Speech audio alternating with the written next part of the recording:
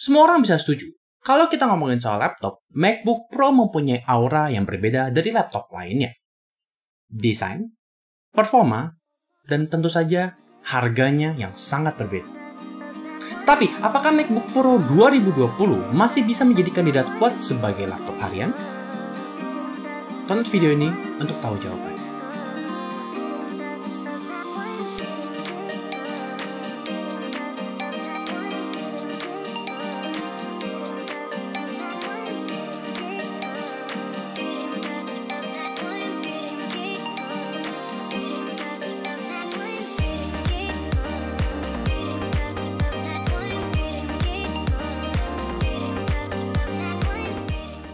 Bukan sebuah rahasia kalau Apple mendominasi market laptop dengan seri MacBook Pro mereka.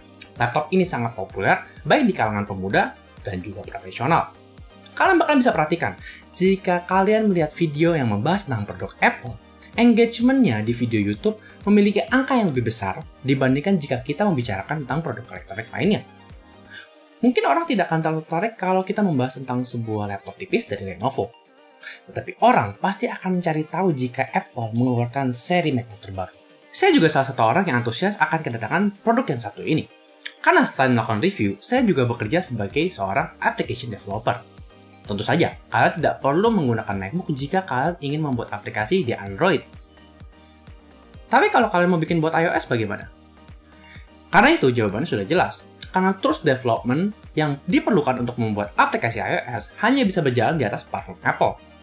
Dan melihat karena saya sudah menggunakan PC di rumah dan juga PC di kantor untuk pekerjaan dan juga melakukan video editing, produk ini menggiurkan sebagai laptop pengganti selanjutnya.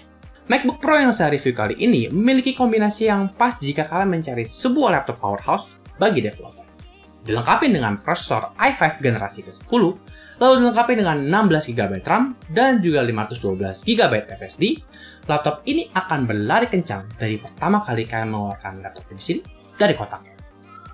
Saya sadar bahwa ini bukan varian i7 dan Apple juga menawarkan varian i7 untuk 13 inci yang satu ini.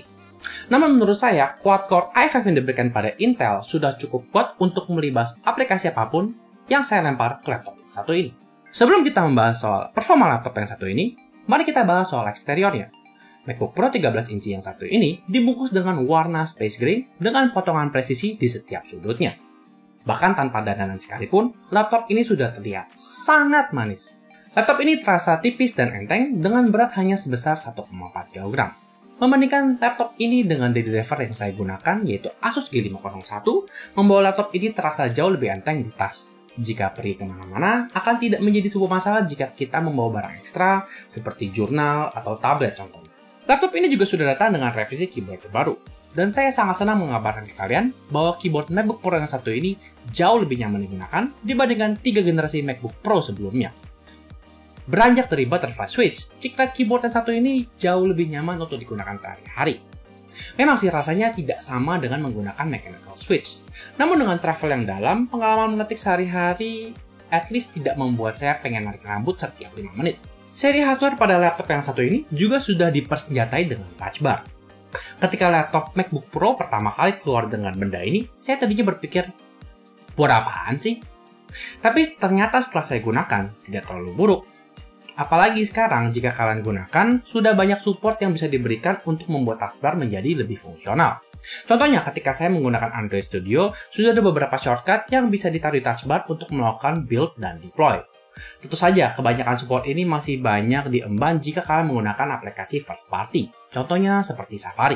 Tapi kontrol media juga sudah cukup lengkap, kalian bisa melakukan next dan pause ketika kalian sedang melakukan pemutaran lagu di Spotify, atau kalian sedang menonton Netflix sehingga kalian bisa scrubbing bagian video mana yang ingin kalian ulang. Saya sangat ketagihan dengan Touch ID. Jika kalian pengguna lama MacBook Pro, kalian pasti sadar bahwa autentikasi menjadi sebuah hal yang sangat lumrah. Install ini, minta password. Install itu, minta password. Namun dengan Touch ID, semuanya menjadi lebih mudah. Proses autentikasi semua digantikan dengan Touch ID, sehingga prosesnya terasa menjadi lebih cepat dan menjadi tidak terlalu menyebalkan. Ngomongin soal performa, laptop yang satu ini performanya wus-wus banget. Membuka application tools dan development sambil membuka sub-versioning seperti Source3 sambil menunggu compile time tidak menjadi sebuah masalah. Dengan sedikit setup dan install, kalian bisa langsung mendapatkan pekerjaan yang sudah tertinggal dari kantor tanpa harus khawatir tentang kompatibilitas. Namun, performa yang terlalu kencang bisa menjadi sebuah masalah jika kalian sedang bekerja tanpa ada colokan listrik. Salah satu alasan adalah baterai 58 Wh yang terdapat dalam body mung yang satu ini tidak mampu bertahan jika kalian harus terjebak di bandara selama lebih dari 4 jam. Karena dari hasil testing yang saya lakukan, laptop ini tidak dapat bertahan lebih dari 4 jam jika digunakan untuk penggunaan campuran, apalagi ketika saya sedang melakukan pekerjaan. Menggunakan tools development dan dengan membuka beberapa tab Chrome dan Spotify di belakang, mengurangi persentase baterai dengan sangat gesit. Saya bahkan mencoba untuk hanya menggunakan Chrome dan Discord untuk bekerja, dan angkanya tidak berubah terlalu banyak. Singkat kata, jika kalian harus bekerja menggunakan laptop ini dengan Wi-Fi, baterainya dijamin akan berkurang dengan cukup cepat. Kipas laptop yang satu ini juga senang berlari. Saking senangnya, menggunakan laptop ini di pangkuan dalam jangka pendek terasa tidak nyaman. Saya baru membuka sekitar 6 tab Chrome dan laptop langsung bernyanyi nyaring dengan kipasnya. Membuka Discord juga langsung men-trigger processing laptop ini untuk bekerja sangat cepat dan akhirnya men-trigger kipas untuk berlari dengan kencang. Suhu permukaan laptop ini juga cukup panas, tapi selama kalian tidak mengistirahatkan tangan kalian ketika sedang mengetik, seharusnya tidak menjadi masalah. Karena fisik dari laptop MacBook yang tipis ini, MacBook harus menggunakan semua lubang yang tersedia untuk bisa mendisipasi panas yang terbendung di dalamnya. MacBook Pro 2020 adalah salah satu produk refreshing di antara lautan Ultrabook Windows. Karena bagaimanapun juga, produk Apple memiliki filosofi desain dan performa yang mengkombinasikan sebuah produk yang memiliki estetika dan juga performa yang manis. Namun tentu saja kekurangan dari produk tersebut harus bisa diterima bersama dengan estetika produk mereka. Apakah laptop yang satu ini bisa menjadi laptop harian di 2020? Mungkin. Jika performa adalah hal yang kalian cari, laptop ini adalah jawabannya dan dia bisa melibas apapun. Selama baterai pendek dan juga panas yang berlebihan bisa menjadi dua hal yang bisa kalian kompromi. Segitu kiranya review saya untuk MacBook Pro 2020 yang satu ini. Thank you besar buat Gio yang sudah mau minjemin laptop barunya untuk saya review sebelum dipakai untuk kerja bagai kuda di tahun-tahun yang datang.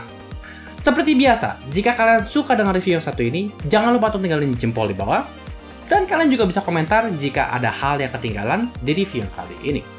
Kalian juga bisa saranin produk Apple apa yang kepengen kita bahas di video selanjutnya.